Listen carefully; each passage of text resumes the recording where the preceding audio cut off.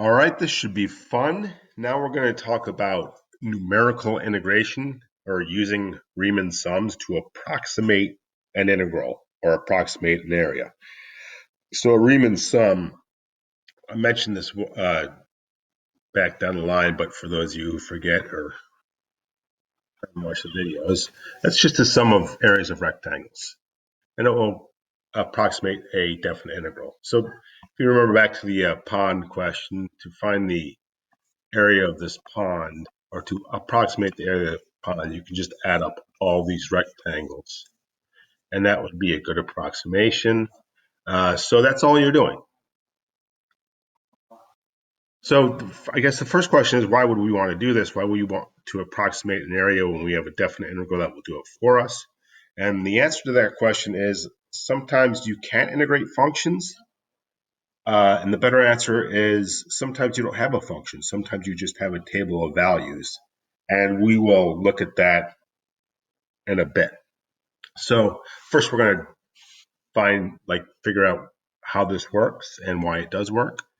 So we're going to go over three types of Riemann sums, three types of approximations. They are right here. They're all rectangles. They're all areas of rectangles. Just the left one, you just base the height of the rectangle on the left endpoint. The right sum, you base it off the right endpoint of the rectangle, and midpoint, you base it off the midpoint of the rectangle.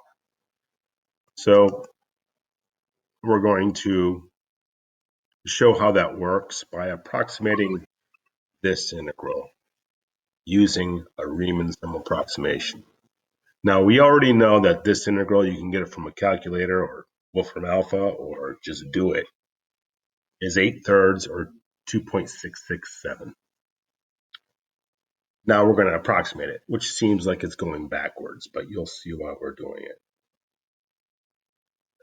So the first example is we're going to approximate the integral of x squared using a right Riemann sum, that's key, with 4 subintervals. Subintervals means that's how you're going to split this interval of 0 to 2, how many times you're going to split it up. So as far as rectangles go, 4 subintervals is the same thing as saying using 4 rectangles. So if you go down to, here's the graph of x squared right here. Well, the integral would be this area, exactly. We know that from definite integration, but we're going to approximate that area. So let me get rid of that. And we're going to approximate it with rectangles, 4 rectangles, whose right endpoints are on the graph. So first of all, the subintervals. We'll take 0 to 2 and split it up equally into 4 subintervals. So since the length is 2, and we're using 4 subintervals, the length of each interval will be 1/2. So we're going from 0 to 1/2, you can see right here, and then from 1/2 to 1, and then from 1/2 to 3/2, or 1.5, and then from 1.5 to 2. So the rectangles will look like this. The first rectangle, whose base is the first subinterval from here to here, its height will be based off the right endpoint. So C 1/2, that's on the right end of that subinterval. We put the corner of that rectangle on the graph of x squared right on the right. And that gives you this rectangle. And the area of this rectangle is base times height. So the area of this rectangle is base, which is 1/2, times height. Now the height, because we had the graph y equals x squared, we know the height would be, you just plug in 1/2 to x squared, it would be 1/4. So the first rectangle is that? The second rectangle,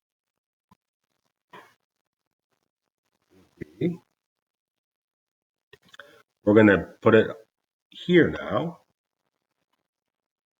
And its height is going to be based, since it's a right Riemann sum, is going to be based off the height of this graph at 1, because it's the right of that subinterval.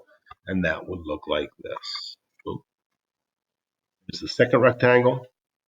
You can see its height is based off the value of the function at its right endpoint.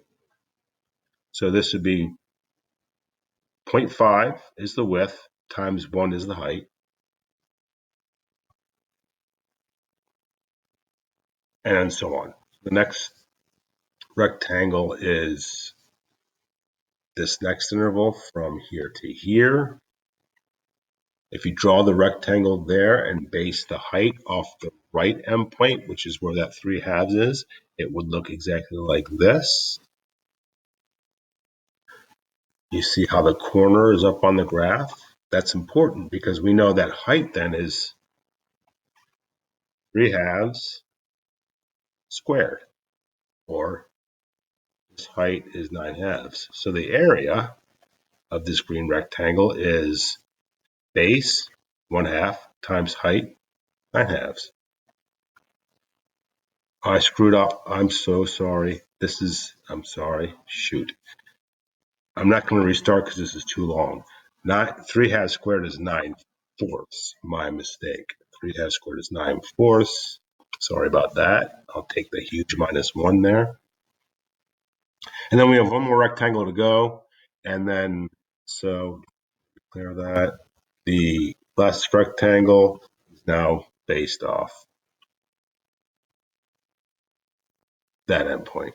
So let me replace my rectangle I just lost, and the last rectangle is this, and that would be 1/2 for the base, 1/2 for this base times 4 for the height. And then if you add all those areas together, you get 3.75, and that would approximate that. Realize that the approximation 3.75 is way bigger than the actual result. You could say maybe that's not way bigger, but that's pretty far. We're dealing with calculus that's pretty far. But you can tell why it's going to way over approximate it, because all these parts of the rectangles are over approximating. So that's the basic explanation. I'm going to do the left and right really quickly. If you got the right, the left, and the midpoint are the same. So the biggest difference here, or the biggest thing you should see, is when you do a left endpoint, meaning your rectangles, the left parts of the rectangles are going to be on the graph. The subintervals don't. If we're going to use 4 subintervals, we're still going to use 0 to 1/2 to 1 to 3/2. But now the left endpoint, if you look at the first rectangle, first subinterval, you don't see a rectangle. That's because the left of the rectangle, the left height of the rectangle is, go to the left, is here, which is 0. So there is no rectangle. So that would be 0 times the width, which was 1/2. And then the next one, 1/2 times 1/4. The next one, 1/2 times 1. And the last one is 1/2 times 9/4. Width times height. That's 1.75, which that is way under approximating the actual area, which was 2.667. And you can see why. Because you're not getting all these areas that you should be getting. Okay, last is using a midpoint. Now, we're only going to take this with 2 subintervals. Not because you have to, but because it's going to be easier with all the information we got. With subintervals, we're still going from 0 to 2. But now we need to split up that length into two equal lengths, which would be each would have a length of 1. So when you split up 0 to 2 into two subintervals, you're going from 0 to 1 and from 1 to 2.